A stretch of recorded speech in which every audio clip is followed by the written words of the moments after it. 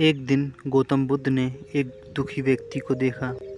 वह दुखी व्यक्ति गौतम बुद्ध के चरणों में गिरकर अपने दुखों का उपाय जानना चाहता था।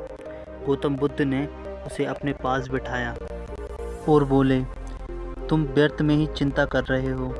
सुख दुख हमेशा नहीं रहते। इसी संदर्भ में मैं तुम्हें एक कहानी सुनाता हूँ। एक नगर में एक धनी सेठ रहता था। वह बड़ा ही उदार व दयालु था।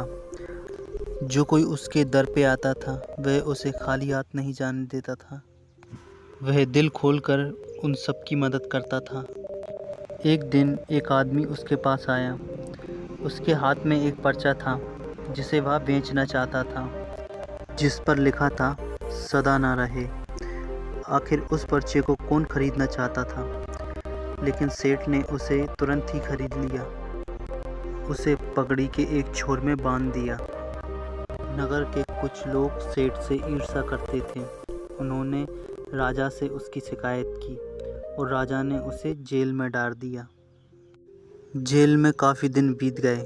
सेठ उदास था कि क्या करें, लेकिन एक दिन अकस्मात सेठ का हाथ उस पगड़ी पर पड़ गया। सेठ ने पगड़ी के छोर में से उस पर्चे को निकाला।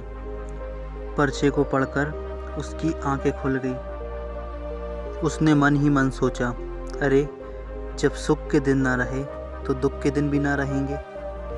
जैसे ही उस विचार के आते ही सेठ जोर जोर से हंसने लगा।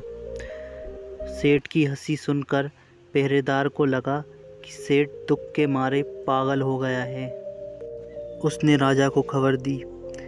राजा ने उस सेठ को अपने पास बुलवाया और उससे पूछा, क्या बात है।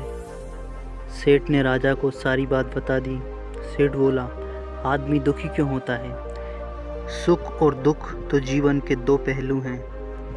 यदि आज सुख है तो कल दुख भी होगा। ये सुनकर राजा को बोध हो गया। उसने सेठ को जेल से निकालकर उसे घर भिजवा दिया।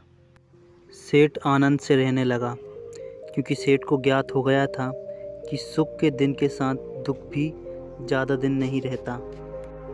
भगवान बुद्ध के मुंह से ये बात सुनकर उस व्यक्ति के मन का बोझ हल्का हो गया और उसने भगवान बुद्ध का धन्यवाद किया और अपने घर की ओर चला गया।